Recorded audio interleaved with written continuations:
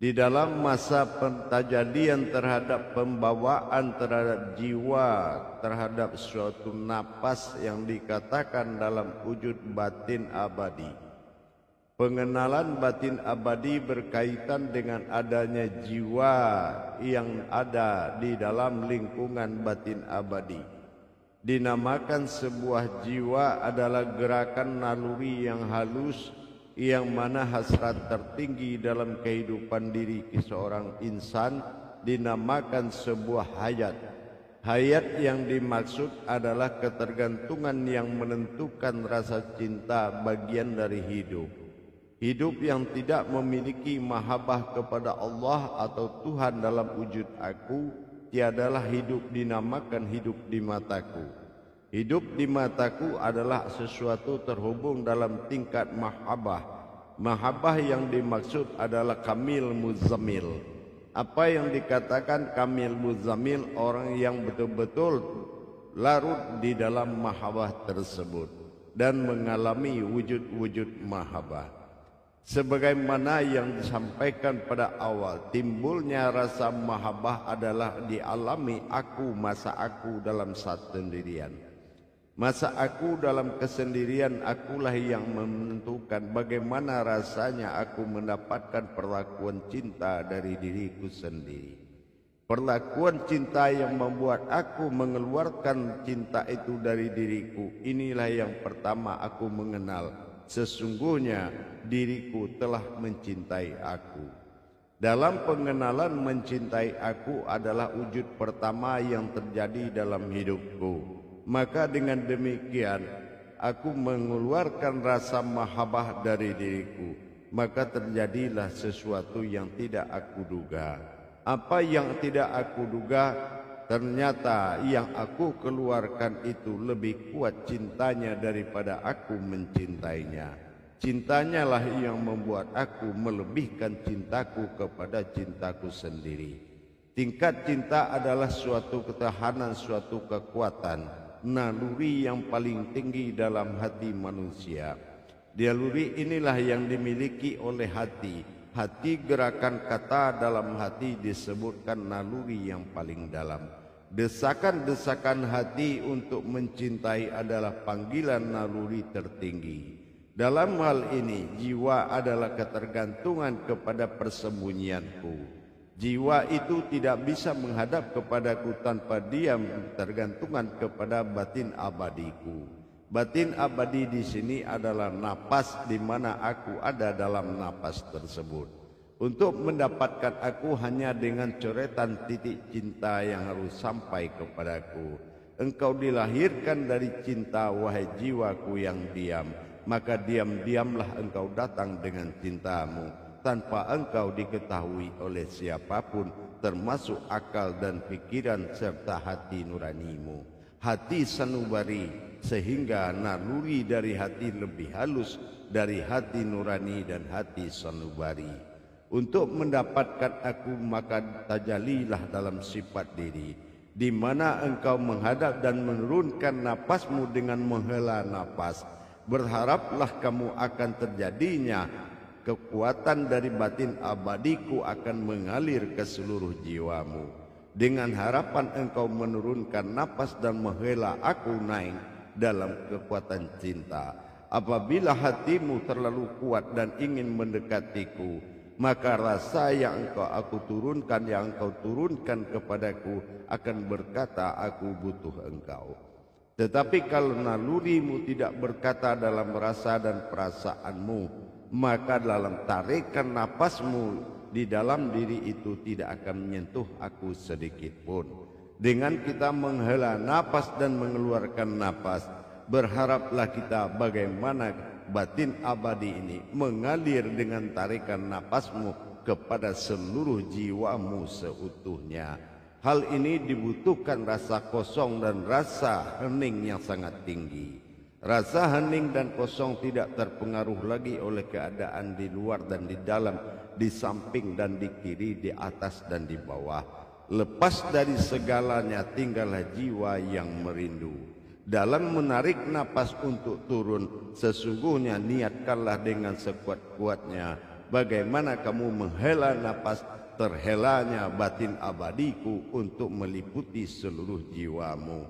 Kalau sudah batin abadiku meliputi jiwamu, batin abadi aku adalah Tuhan semata, sehingga kamu dapat bertuhan kepadaku 24 jam dengan kamu merasakan hentakan dari batin abadiku di seluruh rongga tubuhmu. Inilah yang membuatkan kamu tidak akan ditinggalkan Tuhan.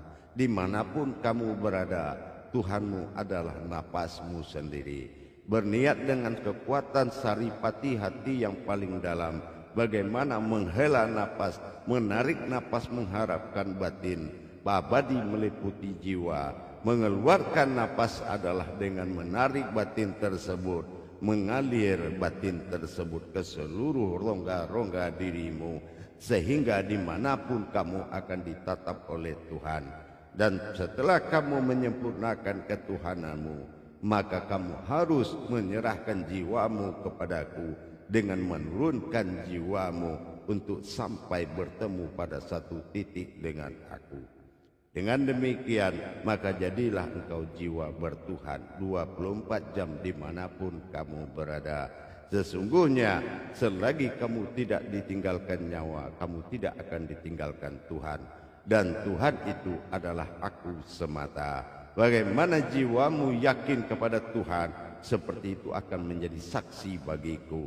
Apabila aku menyaksikan Tuhanmu meliputi dan di atas segalanya, maka dengan itu aku baru merasakan nikmat aku sebagai Tuhan. Tapi aku belum menikmati ketuhananku dalam dirimu. Sesungguhnya jiwamu belum berhasil menerima batinku. Maka dengan demikian liputilah batinmu, liputilah jiwamu dengan batin abadiku disebut napas. Dan napas itu adalah ketunggalan Tuhan bagimu, bagi sejati jiwamu sendiri. Dan aku ada di dalam itu. Insya Allah. Baik jamaah, kita coba bermuzakarah. Salu muzakaratun fil jami'ati rahimakumullah.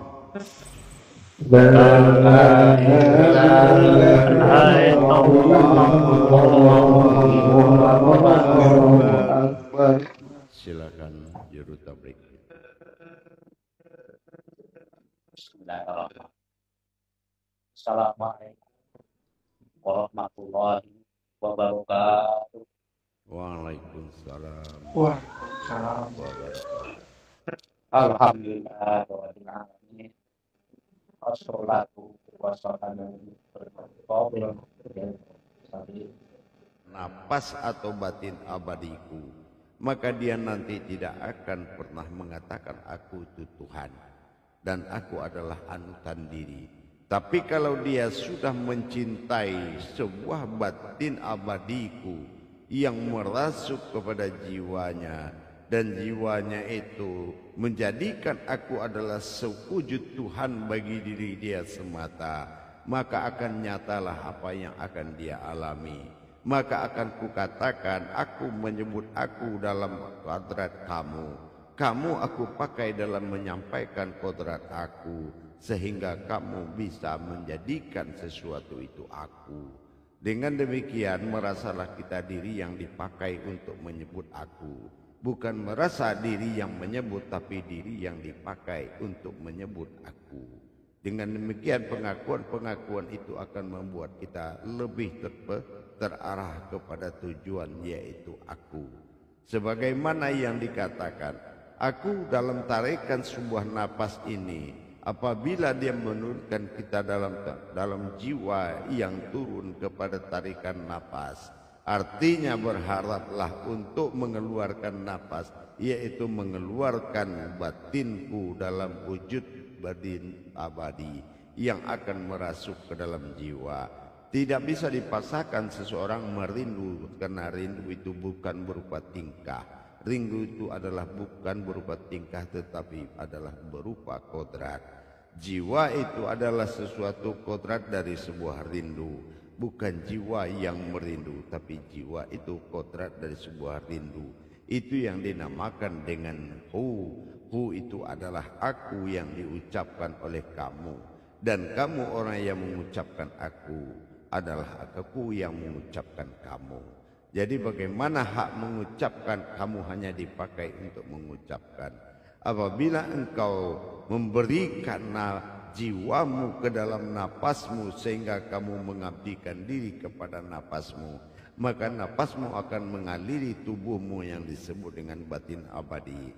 Batin abadi akan menjadi gerak yang nyata dan menjadikan ketukan pertama dan ketukan yang tak terhenti untuk berkata sifat bagiku, untuk mengakui adanya aku dengan liputan dan alunan dan meliputi adalah batin abadiku di seluruh gerak jiwamu.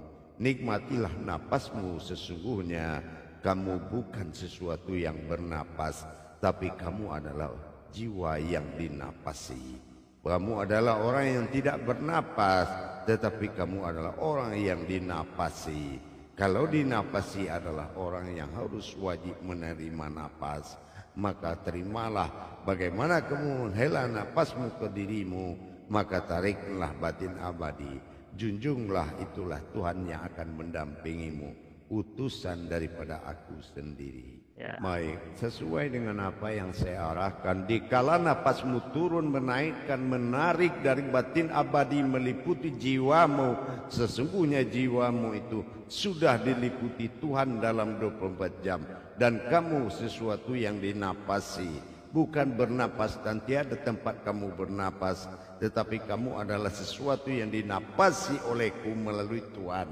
Kalau kamu bersyukur kepada Tuhan, panjang umurmu. Tapi kalau kamu tidak tahu Tuhan tempat bersyukur, napasmu menjadi ruh laksana makhluk lain. Tapi kalau kamu bisa memahami bahwasan tidak ada yang bernapas kecuali dinapasi, dengan tarikan napasmu membawa keinginan pada batin abadi meliputi segala jiwamu, sesungguhnya dimanapun kamu berada, kamu sudah dalam batin abadi. Batin abadi itu adalah jiwa yang diselimuti oleh batinku, disebut napas. Kalau napas sudah menjadi bungkusan dari jiwamu, dimanapun kamu berada, disitulah Tuhan itu ada.